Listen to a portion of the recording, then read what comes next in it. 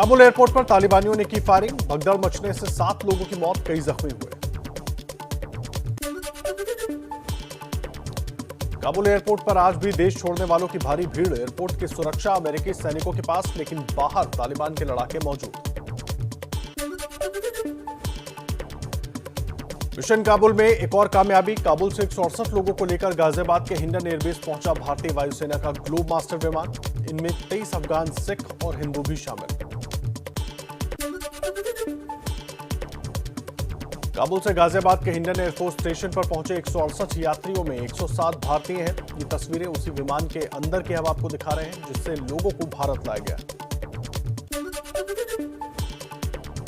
काबुल से आए सिख और हिंदू शरणार्थियों के चेहरों पर दिखा तालिबानी जुल्म का दर्द। रो पड़े अफगानी सांसद नरेंद्र खालसा।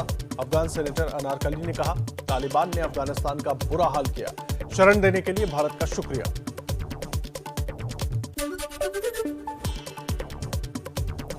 काबुल में फंसे 87 भारतीय और 2 नेपाली नागरिकों के दूसरे दल को दुशांबे के रास्ते दिल्ली लाया गया। इन यात्रियों को पहले भारतीय वायुसेना के हरक्यूलिस विमान से तजाकिस्तान की राजधानी दुशांबे पहुंचाया गया और फिर वहां से एयर इंडिया के विमान के जरिए भारत लाया गया। दोहा से करीब 300 भारतीय कतर एयरवेज, एयर इंडिया और इंडिगो के विमानों से भी दिल्ली पहुंचे। इन लोगों को काबुल से निकालकर दोहा पहुंचाया गया था। काबुल पर तालिबान के कब्जे के एक हफ्ते बाद भी बंद है सभी सरकारी और निजी दफ्तर। लोगों को हो रही है भारी परेशानी। अफगान न्यूज के मुताबिक गजनी प्रांत में महिलाओं के रेडियो स्टेशन में काम करने पर लगी रोक। तालिबान ने संगीत के प्रसारण पर भी प्रतिबंध लगाया।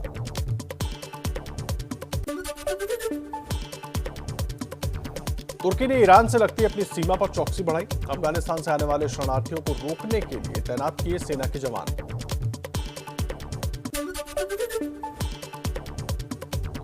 ब्रिटेन की संसद के बाहर तालिबान के खिलाफ प्रदर्शन। लोगों ने तालिबान को मान्यता नहीं देने की मांग की।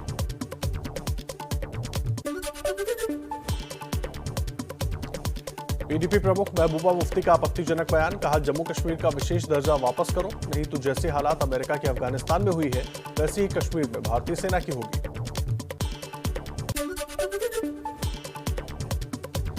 बीजेपी नेता रविंद्र रैना ने महबूबा मुफ्ती को दी कड़ी चेतावनी। बोले, वो किसी बहुत बड़ी गलतफहमी में है। भारत एक बहुत ताकतवर देश है और देश के पीएम नरेंद्र मोदी हैं। यहां कोई आतंकी संगठन साजिश करेगा तो उसे मटियामेट कर दिया जाएगा। यूपी के पूर्व मुख्यमंत्री कल्याण सिंह को श्रद्धांजलि देने लखनऊ में उनके घर पहुंचे प्रधानमंत्री मोदी। शीश झुकाकर किया प्रणाम। पीएम मोदी ने कहा, कल्याण सिंह ने अपने नाम को सार्थक किया, जीवन भर लोगों की भलाई के लिए काम करते रहे। देश ने एक सामर्थ्यवान नेता को खो दिया।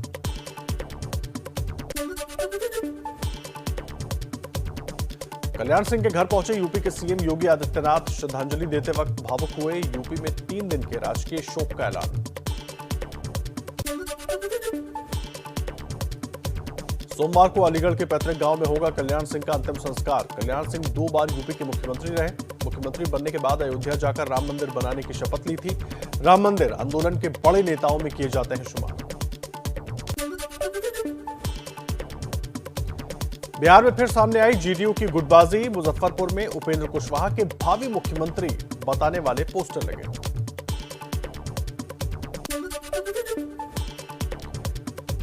पीएम से मुलाकात पर बिहार के सीएम नीतीश कुमार बोले, मेरे अलावा 10 पार्टियों के एक-एक नेता प्रतिमंडल में होंगे। अगर पूरे देश के लिए जाति आधारित जनगणना हो जाए तो बहुत अच्छा होगा।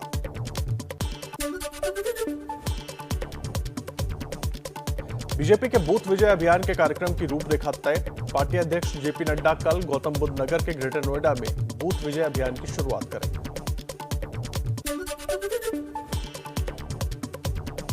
दिल्ली सिख गुरुद्वारा प्रबंधक समिति का चुनाव आज। मैदान में 312 उम्मीदवार, 546 मतदान केंद्रों पर डाले जा रहे हैं वोट।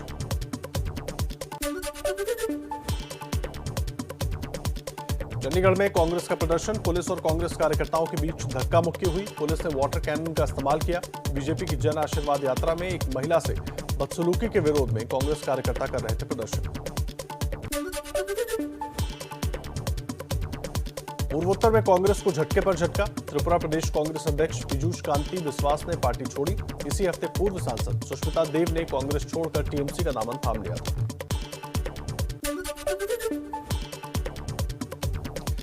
कानपुर में समाजवादी पार्टी के विधायक इरफान सोलंकी की दबंगई। सरेआम इंस्पेक्टर को धमकाया, कहा जानते नहीं हो मैं विधायक हूं।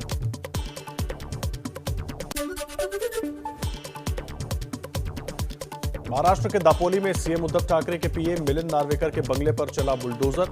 बीजेपी नेता किरीट सोमैया ने सीआरजेड कानून का उल्लंघन कर बंगला बनवाने का आरोप लगाया था। पुलिस से की थी शिकायत।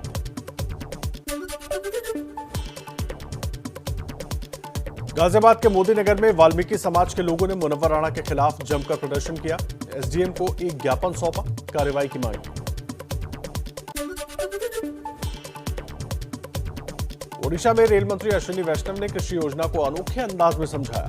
खेतों में काम कर रही महिलाओं को बताया कि कैसे कृषि योजना का लाभ लिया जा सकता है।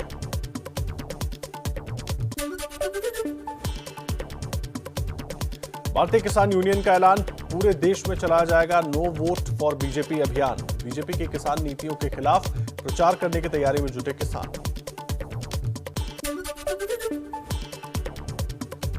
लेह के रुंबक में पहाड़ धंसने से जांस्कर नदी में पानी का बहाव रुका। कृत्रिम झील बनने से निचले इलाकों में बाढ़ का खतरा, प्रशासन ने जारी किया अलर्ट।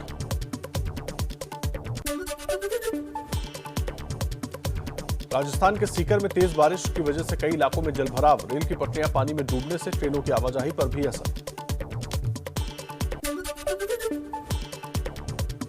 दिल्ली में आज भी तेज बारिश की चेतावनी। मौसम विभाग ने येलो अलर्ट जारी किया। कल दिल्ली एनसीआर में भारी बारिश के बाद जगह जगह जलभराव। दिन भर ट्रैफिक जाम से जूझते रहे लोग।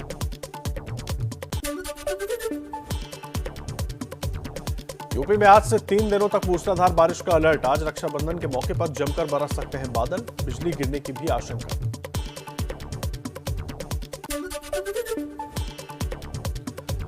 गाजियाबाद के विजयनगर में बारिश के बाद एक जर्जर मकान आगे से धंसकर झुका। नगर निगम ने आनंद फानंद में परिवार के लोगों को बाहर निकाला। जेसीबी से मकान को गिराया गया।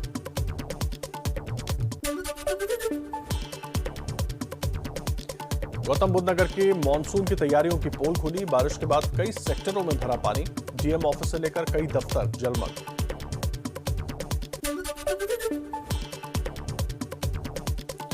उज्जैन और इंदौर में लगातार हो रही बारिश के चलते शिप्रा नदी में उफान। नदी के आसपास के मंदिर पानी में डूबे। घाटों के आसपास आम लोगों की आवाजाही पर रोक लगाई गई। घाटों पर पुलिस वालों की तैनाती। उज्जैन से गांवों का संपर्क टूटा।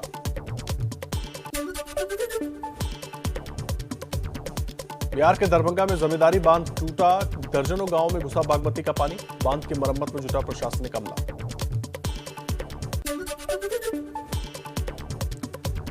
बिहार के हाजीपुर में गंगा नदी में आई भयंकर बाढ़। सैकड़ों लोगों को सुरक्षित स्थानों पर शिफ्ट किया गया। हजारों एकड़ में खड़ी फसल भी बर्बाद। बिहार के सारण में बाढ़ से किसानों को भारी नुकसान।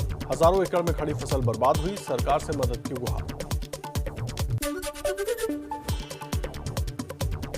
शिमला में भारी बारिश की वजह से सड़क किनारे खड़े ट्रक पर पेड़ गिरा। 4 घंटे तक ट्रैफिक जाम, बेहाल रहे लोग।